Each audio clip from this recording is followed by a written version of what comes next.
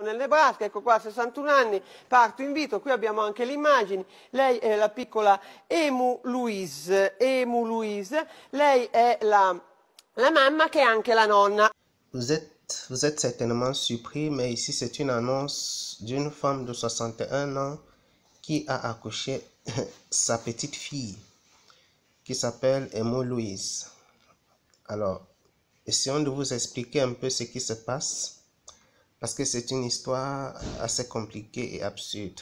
Donc, nous avons une dame de 61 ans. Elle a 61 ans. Et cette dame a un fils qui s'appelle Mathieu. Le fils est gay. Donc, il s'est marié avec un homme. Son conjoint s'appelle Elliot. Les deux sont mariés et ils ont besoin d'un enfant. Alors, un homme et un homme ne peuvent pas avoir d'enfant. Exactement comme une femme et une femme. Donc, deux hommes, c'est impossible. Mais comment faire pour avoir un enfant? Il n'y a pas de moyen. En tout cas, pas de moyen naturel de le faire. Et donc, il faut trouver une solution pour Mathieu et Elliot. Ils vont donc demander de l'aide chez la sœur de Elliot. La sœur d'Elliot va donner l'ovule pour le fils de Mathieu et Elliot. Donc, Mathieu va donner les spermatozoïdes et la sœur d'Elliot donne l'ovule. Sauf que la sœur d'Elliot refuse de porter l'enfant. Je donne l'ovule, mais je refuse de porter l'enfant. Alors, ils ont une idée géniale. Je voudrais dire diaboliquement géniale. De faire porter l'enfant à la grand-mère, c'est-à-dire à la mère de Mathieu. Donc, la mère qui est en même temps la grand-mère qui donne naissance à Uma Louise. Donc, la mère d'Uma Louise est en même temps sa grand-mère.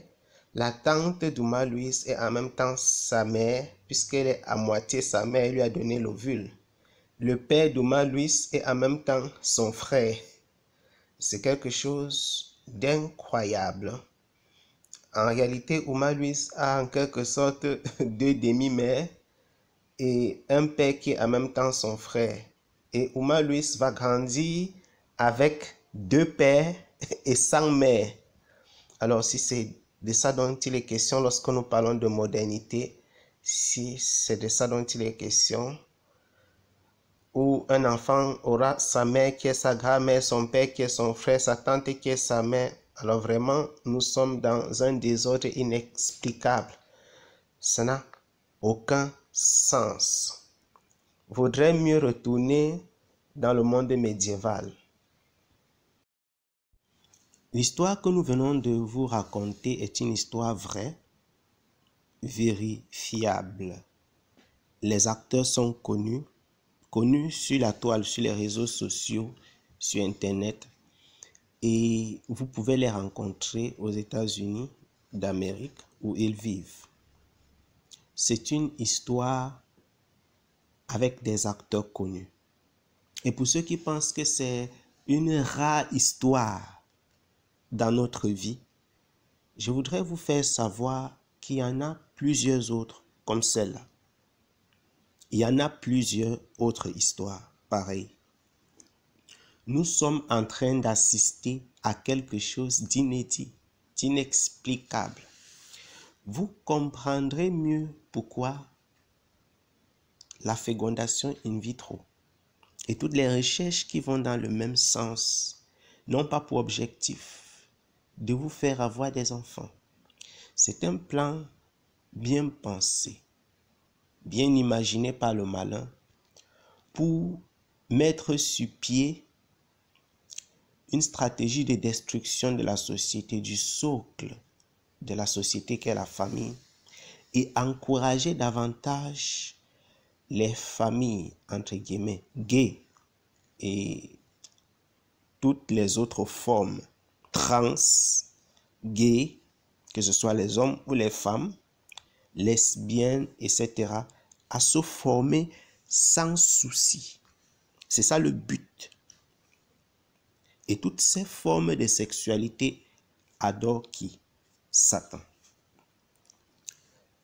Vous devriez vous réveiller de votre profond sommeil.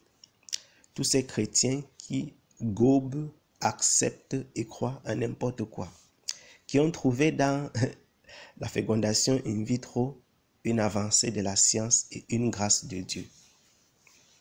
Il n'en est absolument pas question. Et ça n'a jamais été le but. Nous sommes en train d'assister à quelque chose d'absolument incroyable, terrible et inconcevable. Et inconcevable. Bien-aimés, cette génération est sur une pente d'autodestruction. Nous avons besoin de la grâce du Seigneur. Et puis quand nous imaginons qu'il y a des personnes qui, malgré tout ceci, malgré toutes ces alertes, ces avertissements, viendront dire « Ah ouais, c'est parce que vous voulez montrer que vous êtes très spirituel, c'est parce que vous voyez tout en noir, vous voyez les démons, vous voyez Satan partout, partout, partout, partout. » Oui, vous êtes tellement aveugle que même si Satan lui-même venait et vous dit « Ne faites pas », vous ferez quand même. Tellement vous êtes aveugle et sage à vos propres yeux. C'est à dessein qu'il est écrit que je détruirai la sagesse des sages. Alors réveillez-vous et soyez éclairés. Je vous le déclare encore au nom de Jésus-Christ de Nazareth. Le monde dans lequel nous vivons n'est pas une colonie de vacances. Alors réveille-toi, toi qui dors, et Christ t'éclairera. Shalom.